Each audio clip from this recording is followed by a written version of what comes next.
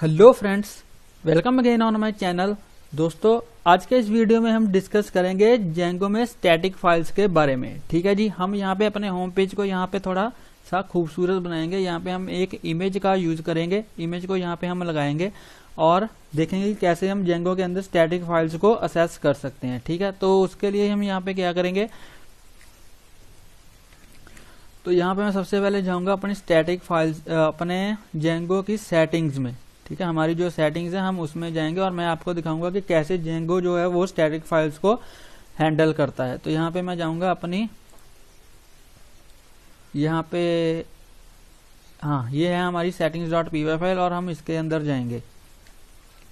तो ये देखिए, यहाँ पे settings.py फाइल में हमें ये बताया है कि हमारी स्टैटिक फाइल्स कौन सी होती हैं। CSS जो फाइल्स होती है या जावास्क्रिप्ट फाइल्स होती है या फिर जो इमेजेस होती हैं वो हमारी स्टैटिक फाइल्स होती हैं।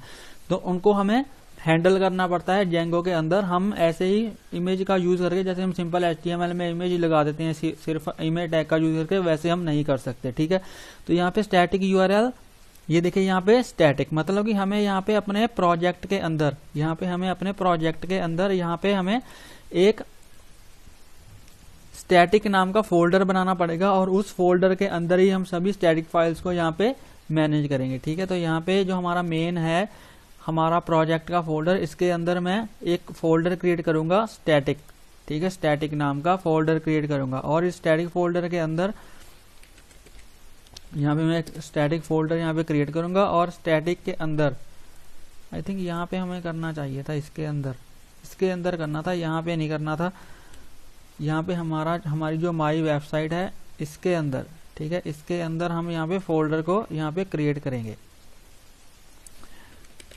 यहाँ पे हमारा जो फोल्डर क्रिएट हो जाएगा। ठीक है, तो आपको यहाँ पे हमने टेम्पलेट्स फोल्डर क्रिएट किया था और यहाँ पे हमारी ऐप क्रिएट है, उसी फोल्डर के अंदर, जिस फोल्डर के अंदर हमारी ऐप क्रिएट है उस फोल्डर के अंदर हमें स्टैटिक फोल्डर क्रिएट करना है। और अब मैं क्या करूंगा, इस स्टैटिक फोल्डर के अंदर एक और फोल्डर क्रिएट करूंगा। ठीक है, इमेजेस के लिए, लेट्स से IMG, क्योंकि हम इमेजेस को एक अलग फोल्डर में रखेंगे और जो हमारी CSS और जावास्क्रिप्ट की फाइल्स हैं उनको हम अलग फोल्डर में रखेंगे ताकि ज्यादा मैसी काम ना हो हमारे स्टैटिक फोल्डर के अंदर। इसमें हम सिर्फ इमेज ही अभी यूज कर रहे हैं, CSS और जावास्क्रिप्ट फाइल्स को मैं नहीं यूज करूंगा, तो इसके लिए मैं सिर्फ IMG फोल्डर ही क्रिएट करूंगा। ठीक है, और इसके अंदर मैंने यहाँ पे एक इमेज डाउनलोड की है, मैं आपको दिखा देता हूँ। यहाँ पे मैंने इमेज डाउनलोड की है, इस वाली इमेज को, ये ब्लॉग नाम की एक इमेज है। ठीक है, इसके अंदर मैं इस इमेज को यहाँ पे क्या करूंगा, इस इमेज को मैं अपने प्रोजेक्ट के अंदर, जो हमने अभी प्रोजेक्ट के अंदर यहाँ पे ये देखिए, यहाँ पे माई वेबसाइट हमारा प्रोजेक्ट है और इसके अंदर हमने स्टैटिक फोल्डर क्रिएट किया है और उसके अंदर IMG फोल्डर क्रिएट किया है। इस इमेज को मैं IMG फोल्डर के अंदर यहाँ पे पेस्ट कर दूंगा। ठीक है, तो जब हम यहाँ पे जाएंगे अपने VS कोड के अंदर, तो यहाँ पे हमें इमेज, ये देखिए IMG फोल्डर के अंदर हमारे पास इमेज आ चुकी है। ठीक है, तो अब हम इस इमेज को कैसे डिस्प्ले करवाएंगे, हम जाएंगे हमें अपने होम पेज पे इसको डिस्प्ले करवाना है। तो यहाँ पे मैं जाऊंगा, यहाँ पे index.html के अंदर, ठीक है, यहाँ पे मैं जाऊंगा index.html के अंदर और यहाँ पे हम इसको इमेज को डिस्प्ले करवाएंगे। तो इमेज को कैसे डिस्प्ले करवाएंगे, तो यहाँ से मैं होम पेज को यहाँ से अभी हटा दूंगा क्योंकि हमें अभी हेडिंग नहीं चाहिए, हम यहाँ पे अपनी इमेज को डिस्प्ले करवाएंगे। ठीक है, तो यहाँ पे मैं लिखूंगा IMG फोल्डर, यहाँ पे टैग का यूज करेंगे और इसके बाद src और इसके बाद यहाँ पे हम अपनी इमेज को रखेंगे। ठीक है, तो हमारी इमेज जो है वो इमेज को हम कैसे लिखेंगे, सबसे पहले तो हमारी इमेज जो है वो IMG फोल्डर के अंदर है। यहाँ पे हमें स्टैटिक फोल्डर को स्पेसिफाई करने की जरूरत नहीं है क्योंकि वो पाथ हमने यहाँ पे अपनी settings.py फाइल में ऑलरेडी ही जेंगो ने बताया है कि स्टैटिक फोल्डर आपको बनाना है और उसके अंदर आप जो भी फोल्डर बनाओगे वो फिर फोल्डर यहाँ पे आपको मेंशन करना पड़ेगा। अगर आप स्टैटिक के अंदर ही इमेज को रखोगे, स्टैटिक के अंदर कोई फोल्डर क्रिएट नहीं करोगे, तो आपको यहाँ पे सीधा इमेज का नेम ही स्पेसिफाई करना है क्योंकि हमने कोई फोल्डर क्रिएट नहीं किया होगा। लेकिन इस केस में हमने IMG फोल्डर क्रिएट किया है, तो इसलिए हम यहाँ पे IMG फोल्डर को सबसे पहले स्पेसिफाई करेंगे, उसके बाद अपनी इमेज का नेम। तो हमारी इमेज का नेम है blog.jpg। ठीक है, जो इसकी एक्सटेंशन है वो है JPG, तो यहाँ पे JPG आ जाएगा। ठीक है, लेकिन अभी हमारी इमेज यहाँ पे डिस्प्ले नहीं होगी। मैं आपको दिखाता हूँ क्यों नहीं होगी। अगर मैं इसको सेव करूँ, अभी हमारी इमेज यहाँ पे डिस्प्ले नहीं होगी। ठीक है, मैं आपको दिखाता हूँ क्यों नहीं होगी। अगर मैं इसको यहाँ से रीलोड करूँ, ठीक है, अगर मैं यहाँ से रीलोड करूँ तो देखते हैं कि यहाँ पे क्या होता है। तो यहाँ पे देखिए, यहाँ पे इमेज का जो आइकन है वो तो आ चुका है, लेकिन हमारी इमेज डिस्प्ले नहीं हुई है। वो क्यों नहीं हुई? क्योंकि ये एक स्टैटिक फाइल है और स्टैटिक फाइल को हमने हैंडल करना है। तो वो देखते हैं कि कैसे हैंडल करेंगे हम स्टैटिक फाइल को। तो अब मैं यहाँ पे क्या करूंगा, यहाँ पे हमें सबसे पहले स्टैटिक को लोड करना पड़ेगा। तो यहाँ पे मैं लिखूंगा लोड, ठीक है, और यहाँ पे स्टैटिक। तो सबसे पहले जिस भी पेज पे हम स्टैटिक फाइल्स को हैंडल करेंगे उसमें सबसे पहले हमें यहाँ पे स्टैटिक को लोड करना पड़ेगा, ठीक है, ये लाइन आपको लिखनी पड़ेगी। उसके बाद यहाँ पे मैं क्या करूंगा, यहाँ पे SRC के अंदर यहाँ पे हमें इसको बताना पड़ेगा कि ये एक स्टैटिक फाइल है, ठीक है, ये एक स्टैटिक फाइल है। तो वो हम कैसे करेंगे, तो यहाँ पे मैं लिखूंगा इसके अंदर, ठीक है, ऐसे आपको यहाँ पे लिखना है। सबसे पहले कर्ली ब्रेसेस, उसके बाद परसेंटेज, और उसके बाद यहाँ पे आपको लिखना है स्टैटिक, ठीक है जी। उसके बाद आपको यहाँ पे लिखना है स्टैटिक और यहाँ पे स्पेस डाल के फिर इमेज को यहाँ पे कोट्स के अंदर लिखना है। उसके बाद यहाँ पे स्पेस डाल के फिर आपको इसको, इस कर्ली ब्रेसेस को यहाँ पे इसको ऐसे क्लोज करना है, ठीक है जी।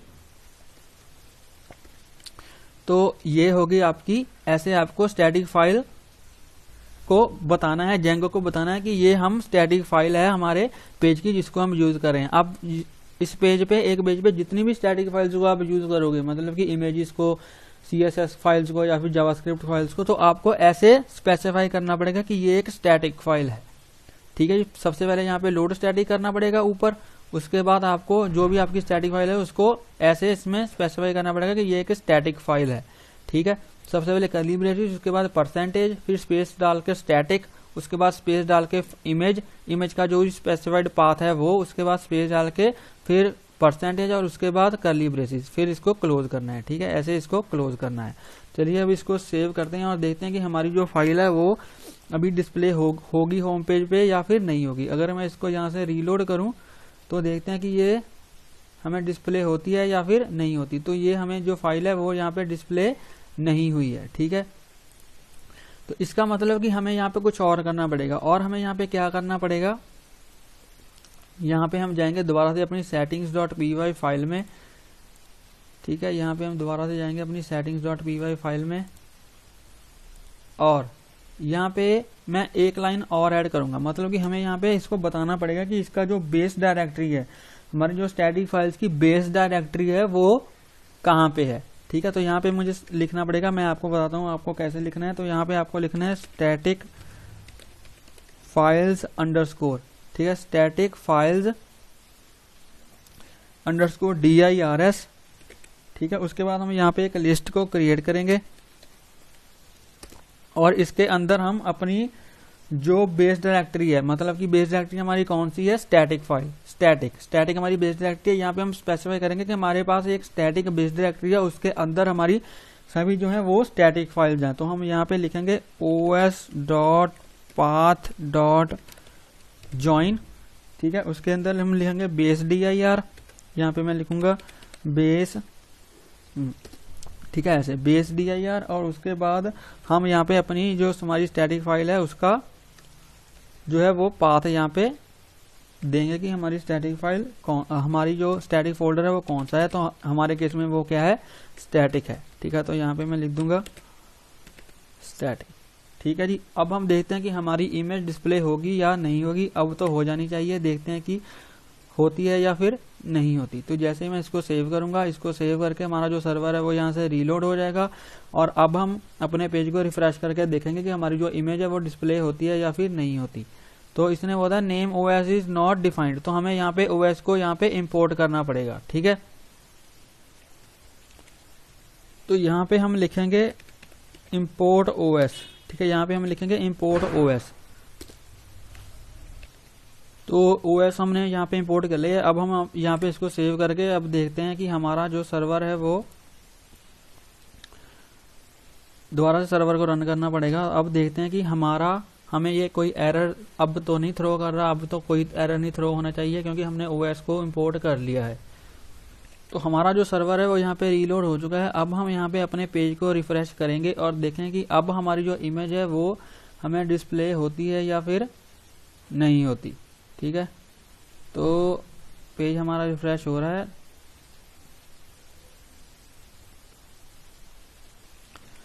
तो फ्रेंड्स ये देखिए हमारी जो इमेज है वो यहाँ पे डिस्प्ले हो चुकी है, लेकिन हमारी इमेज का जो साइज है वो बहुत बड़ा साइज है। ठीक है, ये देखिए जो इमेज है उसका साइज बहुत बड़ा है, तो हमें इस इमेज को जो साइज है उसको अपने अकॉर्डिंग उसको हैंडल करना पड़ेगा। तो उसके लिए यहाँ पे मैं जाऊंगा और यहाँ पे जो हमारी index.html फाइल है इसके अंदर यहाँ पे मैं इसकी जो विड्थ और जो हाइट है वो इसकी स्पेसिफाई करूंगा इमेज की। ठीक है जी,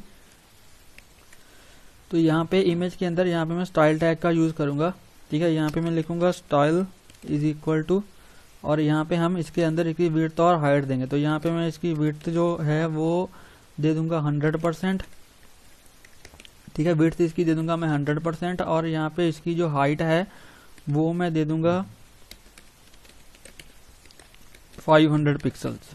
ठीक है, इसकी जो हाइट है वो मैं दे दूंगा 500 पिक्सल्स। तो अब जब हम इसको करेंगे यहाँ पे सेव और यहाँ पे पेज को रीलोड करेंगे तो हमारी जो इमेज है वो हमारी छोटी हो जाएगी, उसका जो साइज है वो हमारे पेज के अकॉर्डिंग यहाँ पे ये देखिए ऐसी हमारी जो इमेज है, यहाँ पे हमारी जो इमेज है वो यहाँ पे आ चुकी है। ठीक है जी, तो यहाँ पे लेकिन जो इसकी विड्थ है वो विड्थ के स्पेलिंग मैंने गलत कर दिया, आई एम सॉरी। ठीक है, यहाँ पे विड्थ इसकी जो है वो 100% यहाँ पे हो जाएगी। ठीक है, ये देखिए विड्थ इसकी 100% हो चुकी है और यहाँ पे इसकी हाइट जो है वो 500 पिक्सल है। लेकिन यहाँ पे जो हमारी इमेज है वो बिल्कुल ही यहाँ पे कॉर्नर के साथ चिपकी है। तो इसके लिए यहाँ पे मैं क्या करूँगा, यहाँ पे मैं इसको एक डिव टैग के अंदर लगाऊंगा। ठीक है जी, जिसका जो है या फिर इसको मैं दे दूंगा क्लास कंटेनर। इसी को यहाँ पे इसकी जो क्लास है वो यहाँ पे इसको क्लास नहीं कंटेनर दे सकते, इसको यहाँ पे हमें डिव क्रिएट करना पड़ेगा। ठीक है, डिव डॉट, या फिर एक काम करते हैं हमारे पास जो नीचे डिव है उसके अंदर ही इसको लगा देते हैं इमेज को। ठीक है जी, तो इस इमेज को यहाँ से मैं हटा दूंगा और यहाँ से इसको कट करूंगा और यहाँ पे इसके अंदर इस डिव के अंदर यहाँ पे मैं इसको हम चेप देंगे। ठीक है, डिव कंटेनर के अंदर इसको हम यहाँ पे चेप देंगे। तो जैसे ही मैं इसको करूंगा रिलोड, तो हाँ अब ये देखिए अब जो हमारी ये इमेज है ये थोड़ी अच्छी लग रही है और यहाँ पे नीचे हमारे ब्लॉग्स हैं। लेकिन यहाँ पे इसको मार्जिन हमें देना पड़ेगा क्योंकि ये ऊपर नैब बार के साथ चिपकी पड़ी है। तो इसको यहाँ पे मैं मार्जिन दूंगा, इसको यहाँ पे मैं मार्जिन दूंगा क्लास, यहाँ पे लूंगा class is equal to my let's say 5। ठीक है, my5, y का मतलब कि वर्टिकल मार्जिन। तो जैसे इसको सेव करूंगा, इसको सेव करके यहाँ से रिफ्रेश करूंगा तो ये देखिए ऊपर से इसका तो थोड़ा मार्जिन यहाँ पे आ चुका है। ठीक है, 5 ज़्यादा है तो इसको मैं 3 कर देता हूँ क्योंकि 5 थोड़ा ज़्यादा लग रहा है, इसको मैं यहाँ से 3 कर देता हूँ। और यहाँ पे जो ब्लॉग है, जो कार्ड है हमारा, उसको भी यहाँ पे मैं मार्जिन दे देता हूँ। ठीक है, यहाँ पे इसको भी मैं यहाँ पे मार्जिन दे दूंगा। तो यहाँ पे मार्जिन मैं दूंगा इसको भी my3 ही मार्जिन दे देते हैं। ठीक है, तो यहाँ पे इसको सेव करूंगा, इसको सेव करके यहाँ से मैं इसको रिफ्रेश करूंगा तो हाँ अब ये थोड़ा ठीक लग रहा है। ये देखिए यहाँ पे ही मार्जिन आ रहा है। तो यहाँ पे हमारे जो ब्लॉग्स हैं वो डिस्प्ले हो जाएंगे, यहाँ पे हमारी इमेज डिस्प्ले हो जाएगी। अब हमारा जो होम पेज है वो थोड़ा अच्छा लग रहा है। और हमने आज के वीडियो में देखा कि कैसे हम स्टैटिक फाइल्स को हैंडल करते हैं जेंगो के अंदर। हमें यहाँ पे हमारी जो settings.py फाइल है उसके अंदर हमें यहाँ पे ऐसे बताना पड़ता है कि हमारी जो बेस डायरेक्टरी है सबसे पहले, ठीक है, हमारी जो बेस डायरेक्टरी है वो कौन सी है, मतलब कि हम किस फोल्डर के अंदर अपनी जो स्टैटिक फाइल्स हैं उनको यहाँ पे सेव कर रहे हैं। ठीक है, यहाँ पे हमने इसको बताया स्टैटिक फाइल्स dir, मतलब कि स्टैटिक फाइल्स की जो डायरेक्टरी है हमारी वो स्टैटिक है। स्टैटिक नाम का फोल्डर हमने क्रिएट किया है, उसके अंदर हम जो अपनी स्टैटिक फाइल्स हैं उनको यहाँ पे सेव कर रहे हैं। ठीक है, और यहाँ पे हम स्टैटिक फाइल्स अपनी डिस्प्ले करवा रहे हैं, उसके अंदर हमें यहाँ पे बताना पड़ता है। यहाँ पे ये देखिए सबसे पहले स्टैटिक को यहाँ पे लोड करना पड़ता है ऊपर, और उसके बाद हमें यहाँ पे बताना पड़ता है कि जो ये हमारी फाइल है ये एक स्टैटिक फाइल है और ये हमारी इस फोल्डर के अंदर है। ठीक है, यहाँ पे पूरा स्पेसिफाइड पाथ हमें यहाँ पे डिस्प्ले करना पड़ता है। यहाँ पे हमने स्टैटिक इसलिए नहीं यहाँ पे लिखा क्योंकि स्टैटिक हमने यहाँ पे बता दिया है कि हमारी जो डायरेक्टरी है स्टैटिक फाइल जी वो स्टैटिक फोल्डर है और इस स्टैटिक फोल्डर के अंदर फिर हम हमारे हमारी जो फाइल्स हैं वो इमेज फोल्डर के अंदर ये वाली फाइल है। ठीक है जी, आई होप आपको ये अच्छे से समझ आया होगा। ये बहुत ही इंपॉर्टेंट कॉन्सेप्ट है स्टैटिक फाइल्स का जेंगो के अंदर, जिसके थ्रू आप स्टैटिक फाइल्स को यूज कर सकते हैं, मतलब कि इमेजेस, CSS और जावास्क्रिप्ट फाइल्स को यूज कर सकते हैं अपने जेंगो के अंदर। आपको अगर इसमें कोई भी डाउट हो तो आप मुझे कमेंट सेक्शन में पूछ सकते हो। और अगर आपको ये वीडियो अच्छा लगा हो तो प्लीज़ इस वीडियो को लाइक करें, शेयर करें और मेरे यूट्यूब चैनल को सब्सक्राइब करें और प्लीज़ बेल आइकन को हिट कर लेना ताकि मेरी लेटेस्ट वीडियोस की नोटिफिकेशन आपको मिलती रहें। और अगर आपने अभी तक मेरी जेंगो की प्लेलिस्ट को चेक नहीं किया है तो प्लीज़ मेरी जेंगो की प्लेलिस्ट को चेक करें। इसमें मैंने जेंगो के बहुत से टॉपिक्स ऑलरेडी ही कवर करके रखे हैं। तो अगर आप इसको स्टार्टिंग से देखोगे तो आपको जेंगो के जो कॉन्सेप्ट्स हैं वो अच्छे से समझ में आएंगे। इस वीडियो का जो लिंक है वो मैंने नीचे डिस्क्रिप्शन में दे दिया है, आप वहां पे जाकर मेरी इस प्लेलिस्ट को चेक कर सकते हो। तो मिलते हैं एक नई वीडियो में एक नए टॉपिक के साथ। तब तक के लिए हंसते रहिए, मुस्कुराते रहिए, सीखते रहिए और सिखाते रहिए। Thank you for watching.